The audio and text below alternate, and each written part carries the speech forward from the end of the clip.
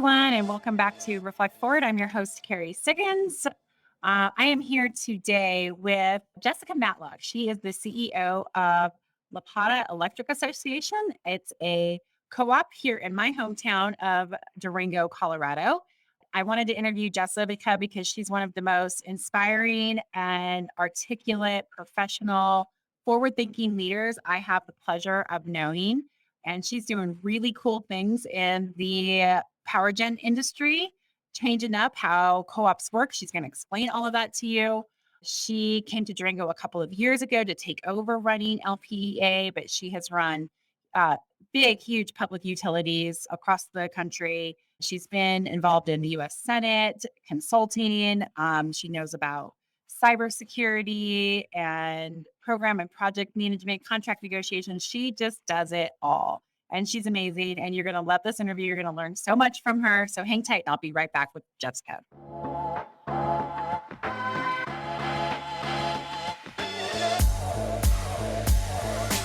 All right, everyone. I'm back with the amazing Jessica Matlock, my good friend and unbelievable CEO. I can't wait for you to meet her today. Jessica, thank you so much for joining us. Thanks for having me, Carrie. All right, briefly tell us about yourself in your own words and about what LPEA does.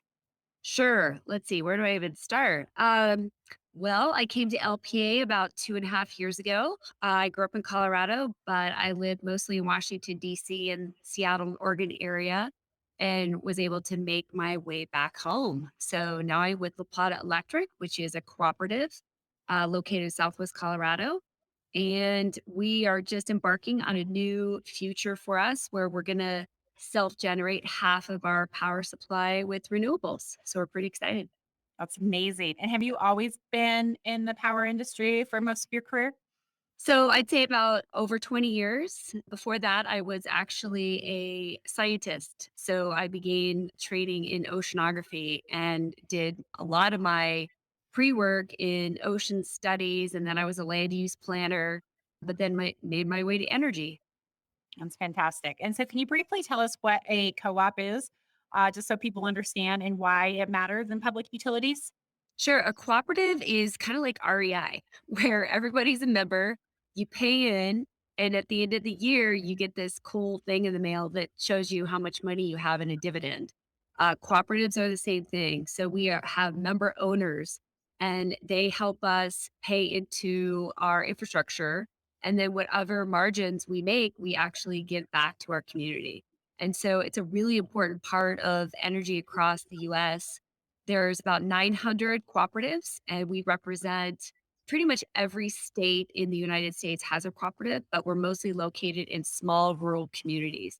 And it's because when power and electricity was brought to the rest of the US, they went to big cities like Denver and Seattle and LA, and they ignored a lot of these small farming communities. So the farmers and ranchers got together and said, we need energy here as well. And so they were able to borrow federal funding and build out these communities with electricity. Yeah, thanks for sharing that. I don't think a lot of people quite understand behind the scenes, right? They just expect to, I'm going to flip on my light switch and, or just tell Alexa to turn on my lights and it works. And they don't necessarily understand where it comes from and really how important it is, not just in cities, but into rural communities as well. That's right. Great. All right. So let's talk a little bit about leadership and, how you run LPEA. Do you feel like you face different challenges running a public utility that might be different in a B2B? What's different and what's the same? Yeah, I would say with the public utility, we don't have shareholders. And so I'm really working for the benefit of members, which are just everyday people. So I have to keep that in mind. And what I have to keep in mind is that there's really low income folks that can't pay for it. And then there's people that have a lot of second homes. So, how do you create fairness in power pricing and programs? People wanting to put on solar rooftop, a lot of people can't afford that. And so, how do you not subsidize the people that can afford putting on solar rooftop by increasing rates so that the low income communities aren't paying for it? Right. So, I think that's just a big challenge that may be a little bit different. I kind of think about this a little bit as like an employee owned company, right? I've all my Right. employees who are kind of my shareholders. how do you navigate that? I mean, are you communicating with members Yeah. about what you're doing and what kind of feedback do you get from them? Yeah. So we have town hall meetings a couple times a year. And during COVID, it was all virtual. And Yeah. so we spend about 30 minutes updating our community about the bigger issues. And then we open the floor and let them comment. We also have board meetings once a month, and those are live streamed. And so members can call in and they can also come in person when we're in person and ask questions. So we also send out monthly newsletters, and then we also have an annual meeting. And that's coming up in May, but that's where we bring in all our membership, invite them to come in. We give them the annual report, the budget, and they can ask questions then. I can't even imagine having monthly board meetings. I have them like, every other month, every third month, and it's always so much work. I mean, how do you manage a board in a public utility? How different is that? Well, my board has 12 members, and we just, I think they work really well together, and it's been challenging at some points because everybody has different diversity of thought, but that's what makes us better. But I also have a fantastic executive team. So they are really the workers behind the scenes, getting everything prepped, getting me up to speed on any issue such that when I'm mastering a board meeting, either I'm prepped and can answer, or I point to them to give the answer. So again, it's a lot of proactive thinking across the year of what topics to bring each month. And we really have to schedule it out because we have to have board decisions at certain times. So I would just say it's a lot of prep work and a lot of teamwork. Yeah, that's great. All right, let's talk about your leadership philosophy. What is it and how do you live it every day? Well, for one thing is I think it changed with COVID. So there's a few things that I learned along with my leadership team on leadership is that you can over communicate and you can under create I don't even know if this is a word, but it's like relationships, right? So meaning with COVID, we thought because we were going out of the office, communicate, communicate, communicate, but then we found that we were doing too much. And so one philosophy around that is that two major forms of communication. And I think why that's important in leadership is because people just want to know, right? And I personally feel the best leaders that I knew were the ones who communicated the facts and in a trusting manner, right? And so we really kind of changed our philosophy where we realized we had too many channels. And so we're narrowing those down. Also, in regards to the relationship component with COVID, I think a lot of people loved working from home, but what that created is a loss in relationships and being relational to each other and having that empathy. And we just saw the empathy started going away. What we're doing now is we went to a hybrid work schedule.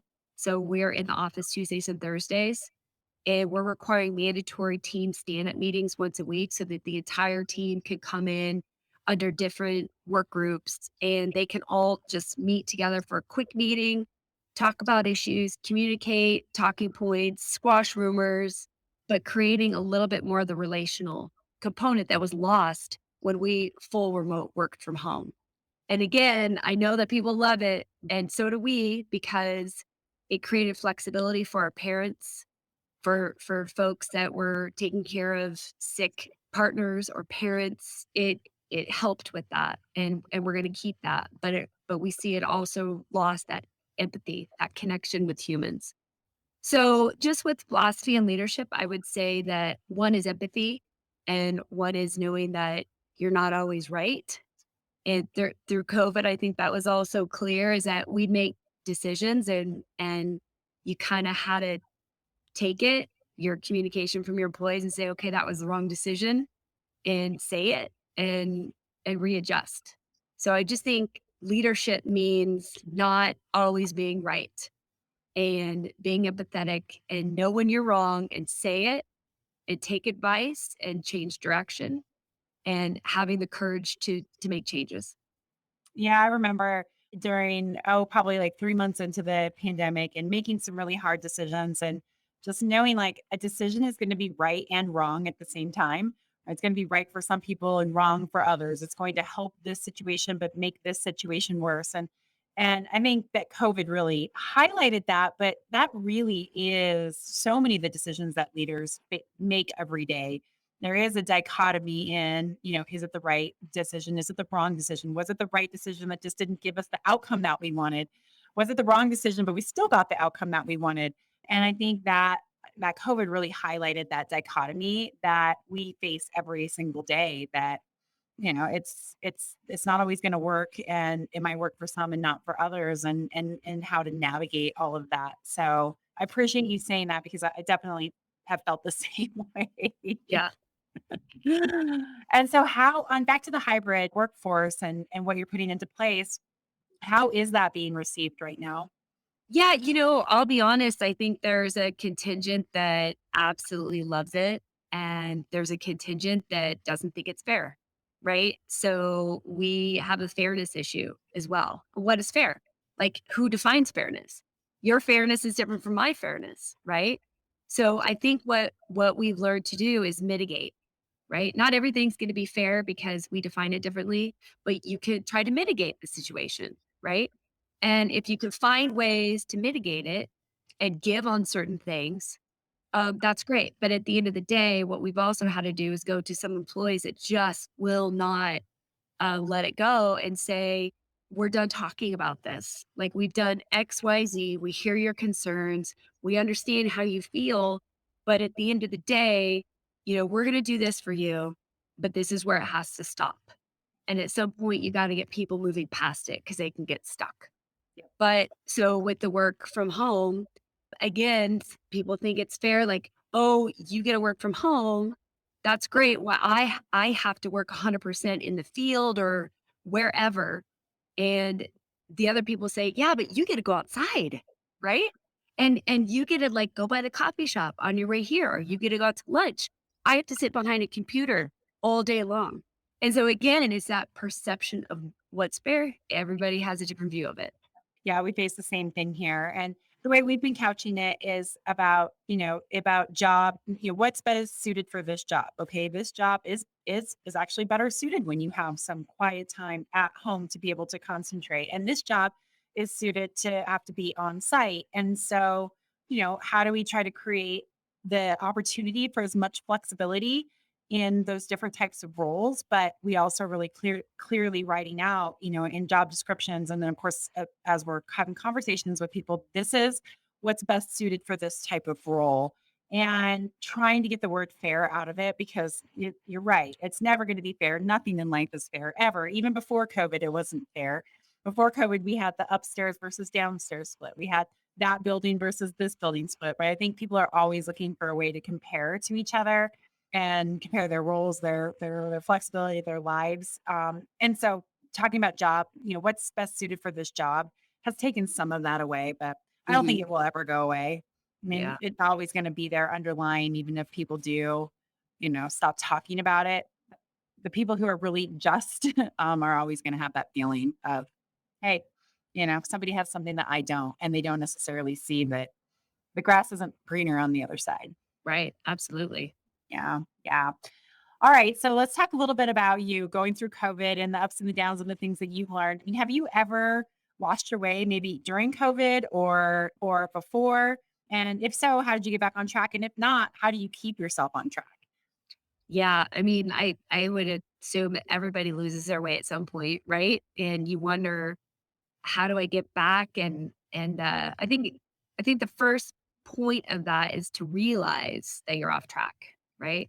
I think most of us go along thinking that everything's great, we're right on track and things are perfect. And then you're like, oh my gosh, everything's like burning down and I'm not, it's like out of control. What's happening? And I think you have to take a step back and say, was I really right on track? Right. And I'm not always right.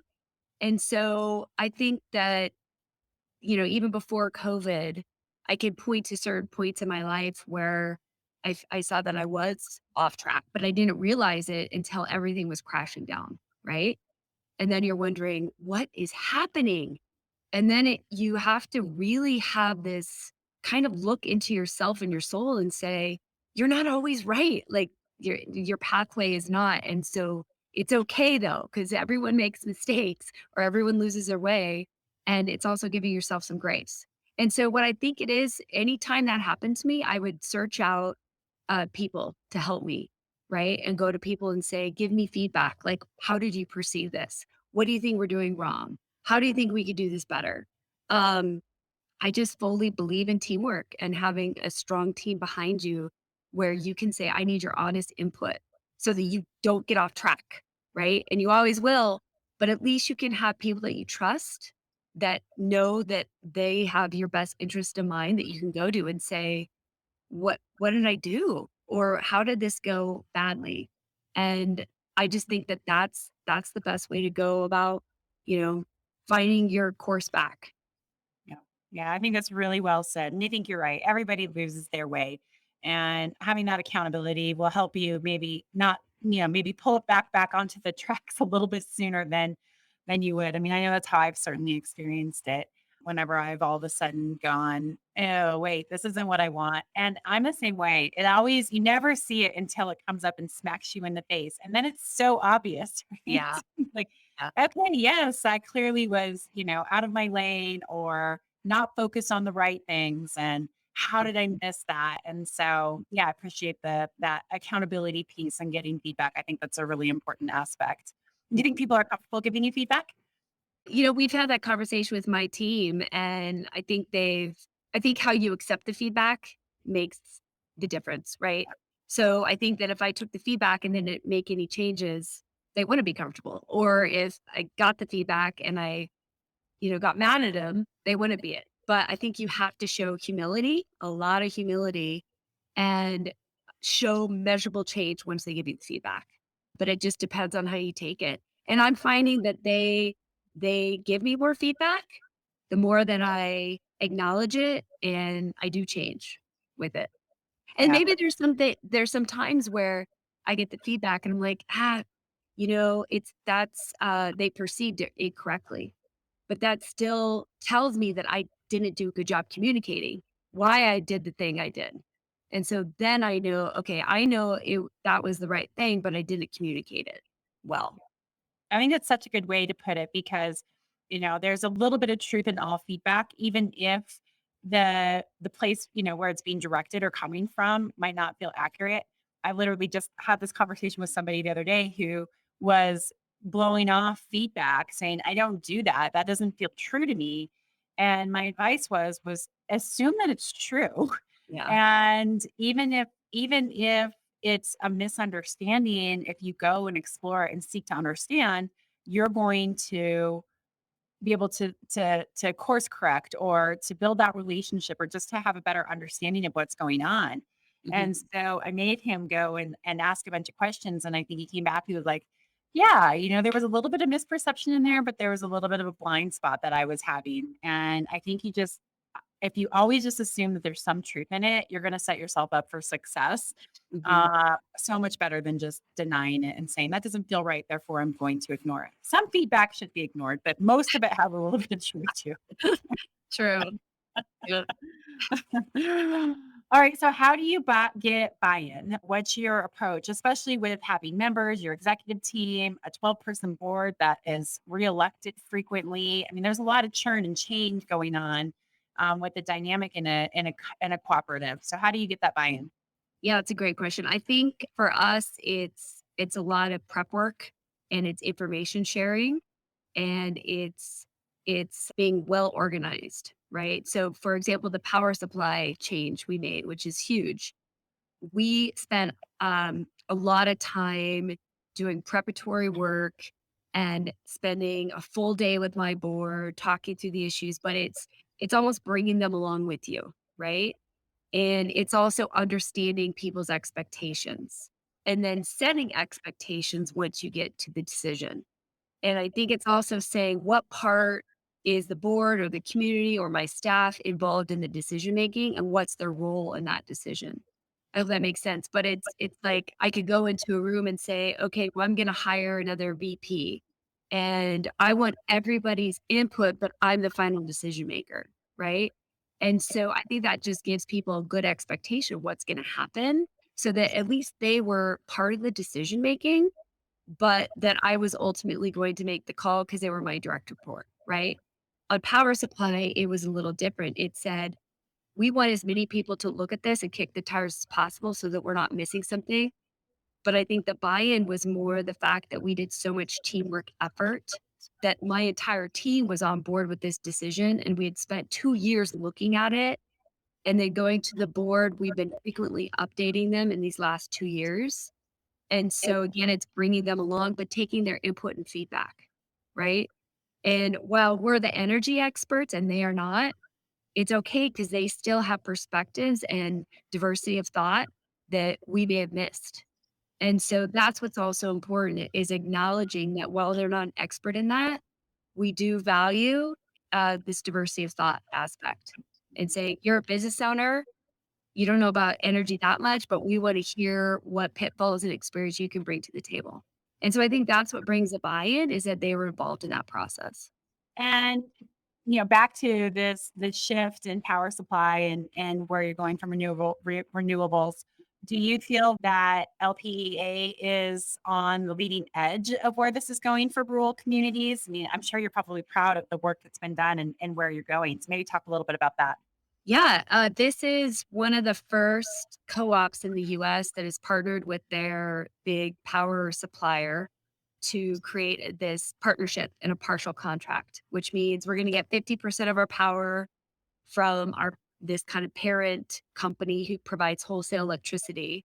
And then the other 50% we're going to get from ourselves. We're going to self-generate locally. And in the cooperative model, that's not normal. Most cooperatives get all their power from a thing called a G&T, which is a generation and transmission cooperative.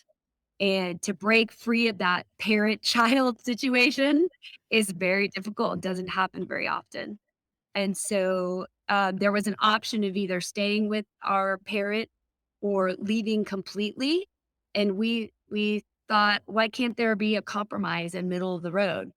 And so that's what we've been working on for the last 2 years and finally got to an agreement. We still have to get approval from the federal government because they regulate this energy company, but we're hopeful that we'll get that this summer. But yeah, this is a new partnership and a new model that other co-ops can invest in across the US. Fascinating. Very good. Thank you. Well, and congratulations. Thank you. You're such a pioneer. I think it's just the wherewithal to get it done, right? Relentless. Yes. I know that you're definitely that. Speaking of that relentlessness and what it takes to do something like this, how do you handle the pressure of your job, especially where power is so politicized these days? Yeah, I think it's not taking things personally. I actually don't do a lot of social media. I don't really go on Facebook or others because I think that sometimes you could get wrapped up in it, especially when people are saying nasty things about you. When I was first here, there were people saying bad things about me personally because they were scared of change. Right. And so they lash out on social media. And I just couldn't pay attention to any of that at all because it can bring you down. And I think that you have to stay focused on the greater good and the goal and knowing that you see the vision and where it will benefit and that most people don't have that bigger perspective. And you just have to put that negativity aside and think positive, right? I think, I take walks along the river in Durango. It's beautiful. Ride my bike, spending time with my family outside. I think you have to make sure you have the balance, right? And you can turn off your brain for a bit and relax and take a breath. Yeah. Yeah. Good. All right. Two final questions and then I'll let you run. I know you have places to be. So the name of this podcast is Reflect Forward. What does Reflect Forward mean to you? Wow. Okay. Reflect forward. I think it means for me personally is take everything I've learned, the ups, the downs, the goods, the bads, and make sure I learned from the past and then go forward and think how I'm going to use the skills that I've learned, the feedback that I've gotten, the mistakes I've made to make better decisions in the future. Yeah. Beautifully said. All right. And if you had one piece of advice to give leaders who want to be exceptional at what they do, what would it be? Have humility. Get rid of your egos. We got here maybe out of luck or an opportunity, or we worked really hard for it. But just know that there's other people in the wings that could help you succeed, and to have empathy and humility and bring those people alongside with you and take their advice. Yeah, I love that. I always tell people that CEO, that's just three letters, beside my name. It means nothing. I'm just a normal person like everybody else. And we all need to remember that. So I think that that's really great advice. Yeah. All right. So how can people find you? Well, remember, I'm not on social media. They can find me through you or at lpa.coop. I like looking at everybody else's stuff, but Are you on LinkedIn?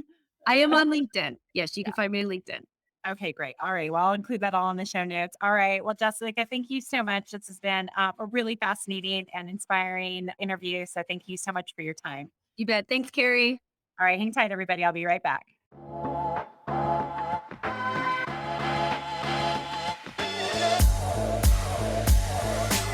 All right, everyone. Thanks so much for joining us on that interview. I hope you enjoyed it. Jessica's such a great person and an amazing friend. If you like this podcast, please write a review, rate it, subscribe to it, share it. I really appreciate it. It always helps in the algorithms. And I look forward to hosting you next week on Advice from the CEO and Reflect Forward. Thanks. Have a great day.